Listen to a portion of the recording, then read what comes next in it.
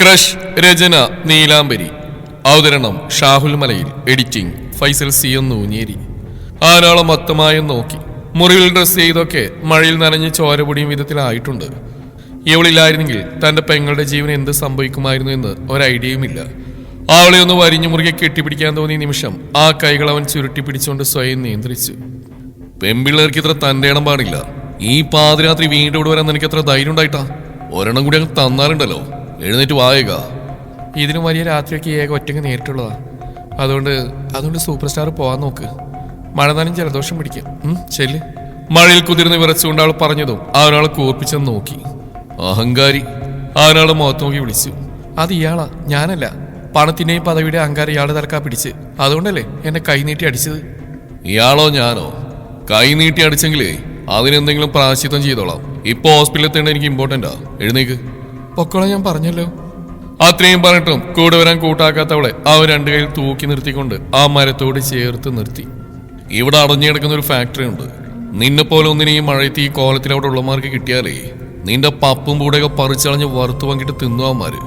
അത് വേണ്ടെങ്കിൽ കൂടെ വരാൻ നോക്ക്. ഇതിലും ഭേദം അതാ. അതും കൂടി ആയപ്പോൾ അവന്റെ മുഷ്ടിയിലുണ്ട്. പിന്നെ സംസാരിച്ചെന്ന് സമയം കളഞ്ഞില്ല. ഇരുകയ്യാൽ അവൻ അവളെ കോരിയെടുത്തു. ഏക കണ്ണുകളൊന്ന് മുറുക്കിയടച്ച് തുറന്നു. ദൈവമേ, ഞാനിനി വല്ല ആവിയോ മറ്റാണോ അതോ സ്വപ്നം കാണുന്നോ? ആൾ വിശ്വസിക്കാനാവാതെ അവന് ഉറ്റുനോക്കി. വൈരിന്റെ ഏതോ സിനിമയിലെ സീൻ പോലെ അവൾക്ക് തോന്നി. രാത്രിയിൽ തകർത്ത് പെയ്യുന്ന മഴയിൽ ആക്ഷൻ ഹീറോ വൈരി രുദ്രദേവർമ്മ തന്നെ ഇരുകൈകളിൽ കോരിയെടുത്ത് റോഡിലൂടെ നടക്കുന്നു. അതും ഈ വൈരിൻ ആരാന്നാ? കുഞ്ഞുനാൾ മുതൽ തന്റെ മനസ്സിൽ കൊണ്ടുനടന്ന എന്നോട് കാതലൻ, എന്റെ ക്രഷ്. നീയാണോ? ആളുടെ നോട്ടം കണ്ടിട്ടാവും അവനോളെ നോക്കി. എന്താണ് ഈ ഉണ്ടക്കണ്ണി നോക്കുന്നത്? നിനക്ക് ഈ സീൻ ആരെങ്കിലും വിളിച്ച് കാണിക്കാൻ തോന്നുന്നുണ്ടോ? വല്ലാതെ അങ്ങ് എൻജോയ് ചെയ്യണ്ട. അപ്പോഴും അവൾ കണ്ണും തള്ളി അവനെ നോക്കി കിടന്നു. കാറിന്റെ സൈഡിൽ അവൾ കൊണ്ട് നിർത്തിയ ശേഷം അവൻ അവളെ നോക്കി. ആകെ നനഞ്ഞു കുതിർന്ന് നിൽപ്പാണ്.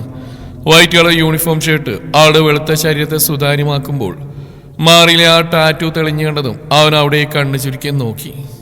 ഇവിടെ എന്താ? അവൻ അവളോട് ചോദിച്ചു. എവിടെ? നിന്റെ ഇവിടെ. ഈ തവണ വിരൽ തുമ്പുകൊണ്ട് പതിയെ അവിടെ തൊട്ടതും അവൾ സ്ലോ മോഷനിൽ നിന്ന് തലതാഴ്ത്തി നോക്കി. പെട്ടെന്ന് ഷർട്ടിന്റെ കോളർ ഭാഗം അവൾ കൂട്ടിപ്പിടിച്ച് മുന്നോട്ട് വലിച്ചു. പറഞ്ഞിട്ട് പോവാം. അതിനുള്ളിൽ ആരാ? എന്റെ ബോയ് ഫ്രണ്ടാ. അവന്റെ മുഖം ഞാൻ ടാറ്റു ചെയ്താ. വിക്കി അവൾ പറഞ്ഞൊപ്പിച്ചു. ഏക, എന്റെ തന്തക്കൊരു മകനേ ഉള്ളൂ. അതീ ഞാനാ, വൈരി രുദ്രദേവർമ്മ. അങ്ങേർക്ക് എന്നെ പോലെ ഒന്നിനു കൂടി ജനിപ്പിക്കാം. ചിന്ന വീട് സെറ്റപ്പില്ല. അത് എന്റെ ബോയ് ഫ്രണ്ട്. അവൻ ചെയ്ത ടാറ്റുവാ. ഇത് അവന്റെ. മതി. നിന്നെ പോലെ ഒത്തിരി പെൺകുട്ടികൾ എന്റെ ഫാൻസാ. എന്റെ ഫേസും പേരും ശരീരത്തിൽ പല ഭാഗത്തും ടാറ്റു ചെയ്ത് നടക്കുന്നുണ്ട് അവര്. അത്രയും ഞാനിതിനെ കണ്ടിട്ടുള്ളൂ. കണ്ടപ്പോ ഒന്ന് കൺഫേം ചെയ്യണം തോന്നി, അത്രേ ഉള്ളൂ. Nothing more. ഇനി ഞാനല്ലെങ്കിലും എനിക്ക് പ്രോബ്ലം ഒന്നുമില്ല. പറഞ്ഞുകൊണ്ട് അവളെ പിടിച്ചു മാറ്റി കാറിന്റെ ഡോർ അകത്തേക്ക് എടുത്തിരുത്തി അവൻ. വഴിയിൽ കിടന്ന പൂച്ചക്കുട്ടിയെ കാറിലേക്ക് എടുത്തിട്ട് ഡോർ അടച്ച് നടന്നു പോകുന്ന ലാഘവമാണ് വൈരിനി. ഒരു വല്ലാത്ത പഞ്ചായത്ത് ഡയലോഗല്ലേ അവനിപ്പോ പറഞ്ഞിട്ട് പോയത്? എല്ലാ പെണ്ണുങ്ങളെയും പോലെയാണ് ഈ ഏക എന്ന്. എടാ പട്ടി, നാളെ എന്റെ കൊക്കിന് ചെയ്യണുണ്ടെങ്കിൽ ഞാൻ ഈ ടാറ്റ് ചുരണ്ടി കളയും. എന്നിട്ട് അവിടെ ഉണ്ണി പോകുന്നതിന്റെ തലവെക്കും. നോയിക്കോ. സ്വപ്നം കാണാൻ സീറ്റ് ബെൽറ്റ്. അവളും ഞെട്ടിക്കൊണ്ട് സീറ്റ് ബെൽറ്റ് ഇടാനായി കൈ പിന്നിലേക്ക് എടുത്തു. കൈമുട്ടിൽ അവൾക്ക് അസഹനീയമായ വേദന അനുഭവപ്പെട്ടു. ഇതുവരെ നിന്റെ ദേഹത്ത് കൈവച്ചതിന് ഞാൻ സോറി പറഞ്ഞിട്ടുണ്ട്. എങ്കിലും ഇന്ന് നിനക്ക് രണ്ട് കിട്ടണമായിരുന്നു.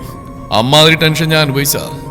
പിന്നെ മോളെ ഏക വിശ്വനാഥൻ, നിന്റെ ഈ കുഞ്ഞ് നെഞ്ചിൽ കുത്തിയ ടാറ്റു വന്ന വഴി ഞാൻ ഉടനെ കണ്ടുപിടിച്ചോളാം. സീറ്റ് ബെൽറ്റ് ഇടാൻ കഷ്ടപ്പെടുന്നവൾ നോക്കി അവനൊരു പുഞ്ചിരിയുടെ ഓരോന്ന് ഓർത്തു. വലിച്ച് അതിനി പൊട്ടിക്കണ്ട. അവളുടെ അടുത്തേക്ക് ആഞ്ഞതിന് ശേഷം സീറ്റ് ബെൽറ്റ് ഇട്ടുകൊണ്ട് ഹോസ്പിറ്റലിലേക്ക് അവളെയും കൊണ്ട് പാഞ്ഞു അവൻ.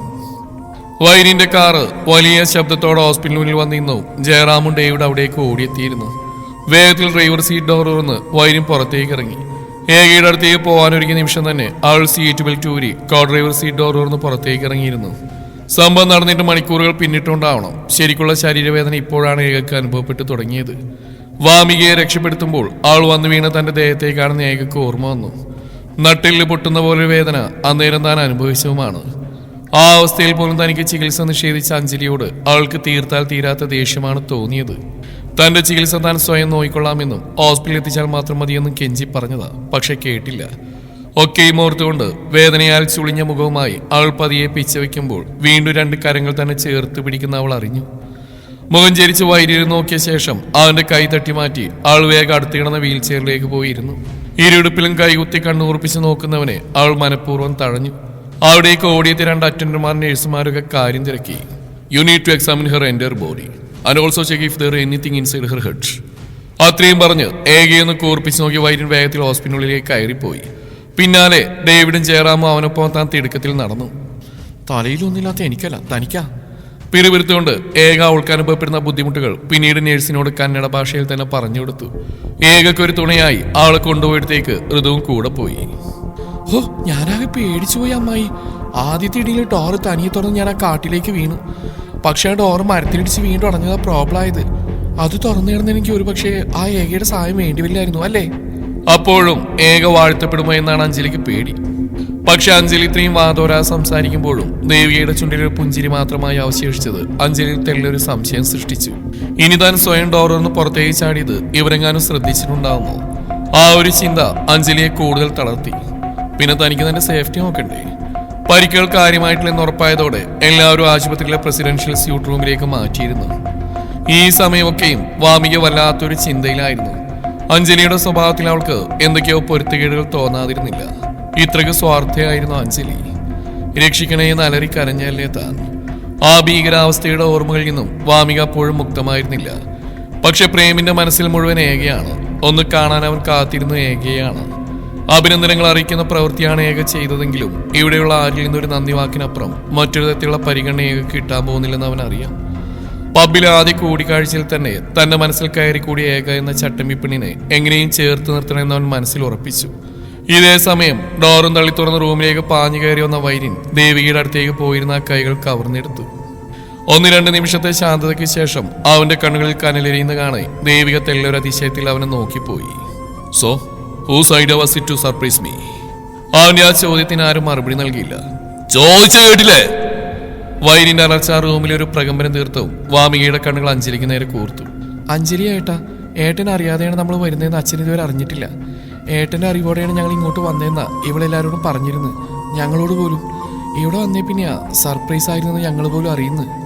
അതീവ ദേഷ്യത്തിൽ വൈരിൻ പ്രേമിനെ ഒന്ന് മുഖം ചരിച്ച് നോക്കി. തനിക്ക് സർപ്രൈസ് തരാനായി തന്റെ അമ്മ നൈറ്റ് ഫ്ലൈറ്റ് എടുത്തു വന്നാണെന്ന് പ്രേം തൊട്ടു മുമ്പേ പറഞ്ഞ് അവൻ ഓർത്തു. പരിക്കളൊന്നും തന്നെ ഇല്ലാതിരിക്കുന്ന അഞ്ജലിയെ കാണും തോറും വൈരിന് വിറഞ്ഞ് കയറുന്നുണ്ടായിരുന്നു. ആ കണ്ണുകളിൽ ഒരു നിമിഷം രുദ്രദേവർമ്മയെ ദേവിക കണ്ടു. വിച്ചുട്ടാ! ദേവിയുടെ ശാസനം നിറഞ്ഞ വിളി അവഗണിച്ചുകൊണ്ട് അവൻ ചാടി എഴുന്നേറ്റു. അടുത്ത നിമിഷം അഞ്ജലി ഒരു കൈകൊണ്ട് വലിച്ചുയർത്തി നിർത്തിയ ശേഷം അവളുടെ ഇരുകവളിൽ മാറി മാറി ആഞ്ഞടിച്ചു വൈരി.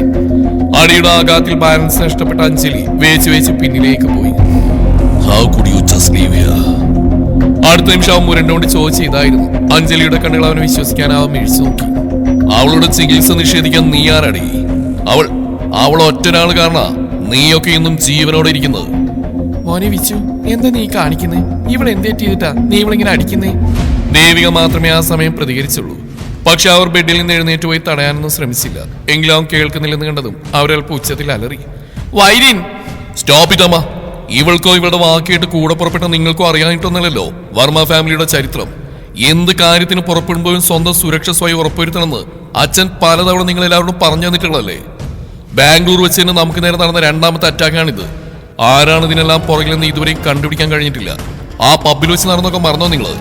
അഞ്ജലിയോടും വാമികയോടാ ഞാൻ ഈ ചോദിക്കുന്നത്. Answer me. വാമിക മുഖം കുനിച്ചിരുന്നു. അഞ്ജലി കവിളിൽ കൈ ചേർത്ത് വെച്ച് ചുമലിൽ ചാരിന്ന് തേങ്ങി.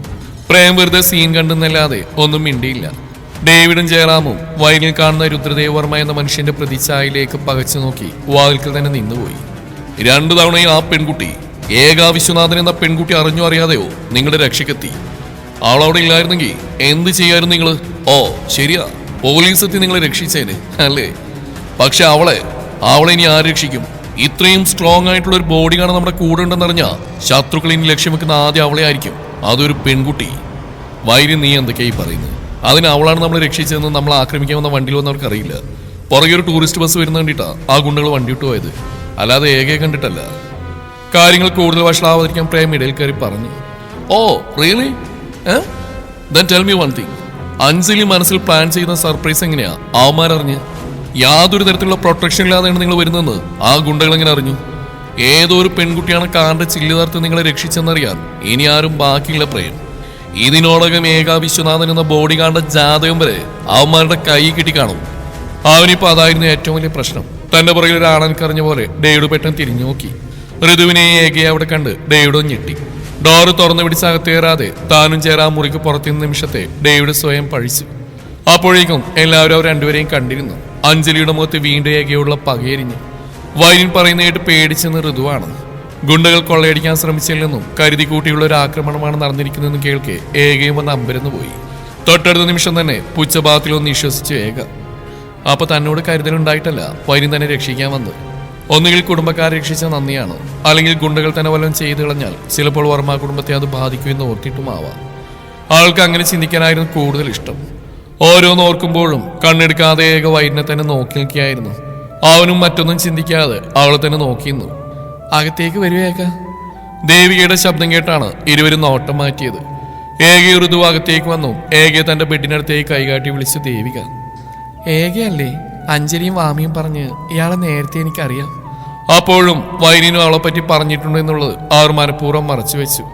ദേവികയുടെ സംസാരത്തിൽ അത്ര കണ്ട അലിവൊന്നും പ്രകടമായില്ല. വളരെ സീരിയസ് ആയിട്ടാണ് അവർ സംസാരിക്കുന്നതെങ്കിലും പുഞ്ചിരിക്കാൻ ശ്രമിക്കുന്നുണ്ട് ദേവിക. ഞാൻ വൈരിന്റെ അമ്മയാ. പിന്നെ ഒരു നന്ദി പറച്ചില്.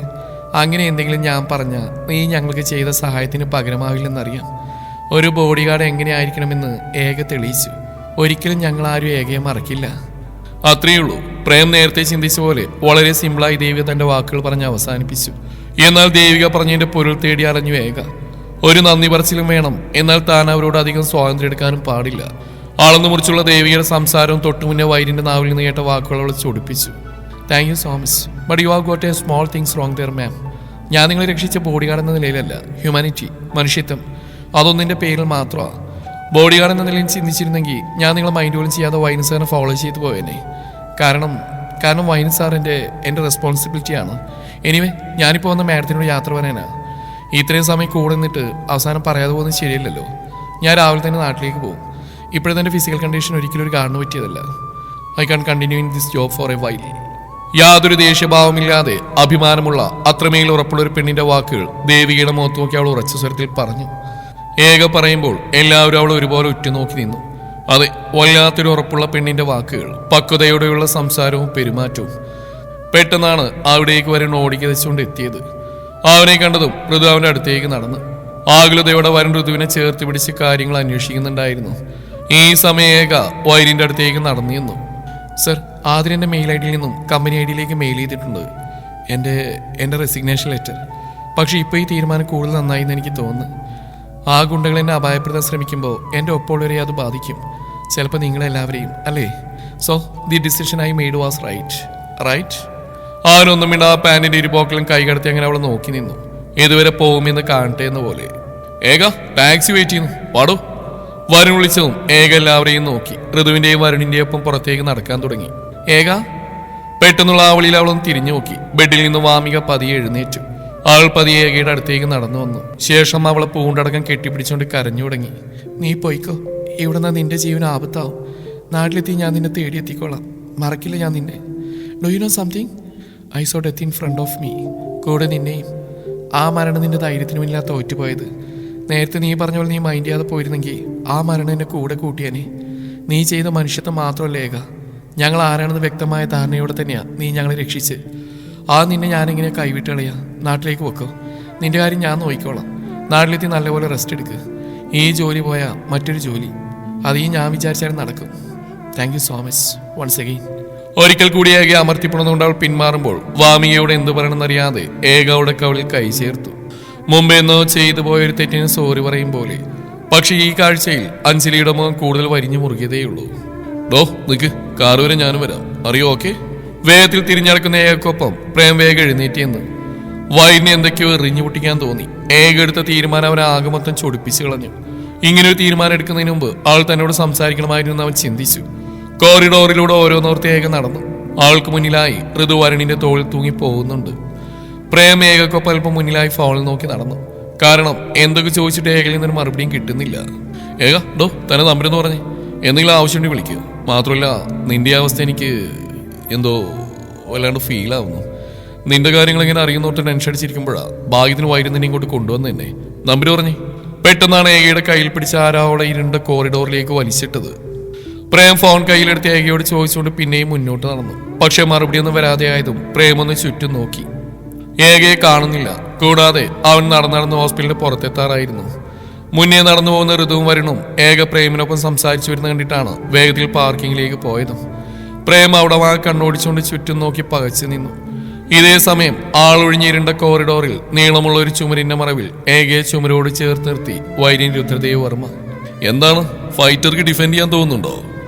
ഒരു വിരൽ തുമ്പകരത്തിൽ വന്നു നിന്ന് വായിൽ വലത് കൈ ചേർത്ത് പൊത്തിപ്പിടിച്ചുണ്ടാവും പതിഞ്ഞ സ്വരത്തിൽ ചോദിച്ചും ആൾ കണ്ണുകൾ ഉയർത്തി അവനും മിഴിച്ചു നോക്കി. ഈ കുഞ്ഞു ശരീരത്തിൽ വലിയ ഡയലോഗുകൾ നീ എവിടെയാ ഹൈഡ് ചെയ്ത് വെച്ചേക്കുന്നത്? Can you show it to me? പ്രതികരിക്കുമ്പോൾ അവളൊന്ന് മൂളിക്കൊണ്ട് ശക്തമായി കുതിരി. പേടക്കാതെ നിൽക്കടി. എന്താ, എന്നെ എന്തെങ്കിലും ചെയ്യാൻ തോന്നുന്നുണ്ടോ നിനക്ക്? വലിയ ഫൈറ്റർ അല്ലേ, ചെയ്യടി, കാണട്ടെ. എന്റെ വീട്ട് അവ്യക്തമായ അവളെന്തോ പറയുന്നുണ്ട്. വിടാനാവെന്ന് അവനറിയാം. നീ പറയുന്ന ഒന്നും വൈകിട്ട് കേൾക്കണ്ട. പകരം ഞാൻ അങ്ങോട്ടൊരു കാര്യം പറയാം. വാമിക പറയുന്ന കേട്ട് കണ്ണു നിറച്ചെല്ലാം സമ്മതിക്കുന്നുണ്ടായിരുന്നല്ലോ നീ. എന്താ, ഗുണ്ടകളുടെ ഭീഷണി നീ ഭയന്നോ? ഒരു കാര്യം ചെവി തുറന്ന് കേട്ടോ ഏക. നിന്നെ ആ പെരുമഴയത്ത് ഇവിടേക്ക് തൂക്കിയെടുത്ത് കൊണ്ടുവരാൻ ഈ വൈര്യൻ രുദ്രദേവ് വർമ്മക്ക് കഴിയുമെങ്കിൽ നിന്റെ ദേഹത്ത് ഒരുത്തിനും തൊടാ പൊതിഞ്ഞു പിടിക്കാൻ എനിക്ക് കഴിയും. മനസ്സിലായോടി? ഒന്ന് മുരണ്ടുകൊണ്ട് അവൻ പറഞ്ഞു നിർത്തി. നിന്റെ ഫിസിക്കൽ കണ്ടീഷൻ എത്ര മോശമായാലും ശരി, നാളെ മുതൽ നീ എന്റെ ഒപ്പം ഉണ്ടായിരിക്കണം. അത്രയും പറഞ്ഞു അവളുടെ പിടച്ചിൽ മാറിയെന്നറിഞ്ഞ നിമിഷം അവനവളുടെ വായിൽ നിന്ന് കൈപ്പിൻ വലിച്ചു. എങ്കിലും അവളോട് ചേർന്നതിന് അങ്ങനെ നിന്നു അവൻ. ഒന്ന് ശ്വാസം വലിച്ചെടുത്ത് അവനവളെ തുറച്ചു നോക്കി. മിസ്റ്റർ വൈര്യൻ, ഓരോ കൂടിക്കാഴ്ചയിലും നിങ്ങളോടുള്ള എന്റെ അകലം കൂടി വരിക. അറിയോ നിങ്ങൾക്കത്? അവളുടെ സ്വരം യാന്ത്രികമായിരുന്നു. സഹിക്കാൻ കഴിയാത്തൊരു നോവ് അവളുടെ ഹൃദയത്തെ കീറി മുറിച്ചു. What do you mean? അവന് മുഖം ചുളിഞ്ഞു. ഇങ്ങനെയൊക്കെ പറഞ്ഞാൽ എന്ത് മനസ്സിലാവാനാണ്? You will never understand it. പക്ഷെ ഒരു കാര്യം ഞാൻ പറയാം. നിങ്ങളെന്നെ പോകാൻ അനുവദിക്കാതെ തടഞ്ഞു നോക്കുന്നത് എന്തിനാണെന്ന് എനിക്കറിയാം മിസ്റ്റർ വൈര്യൻ.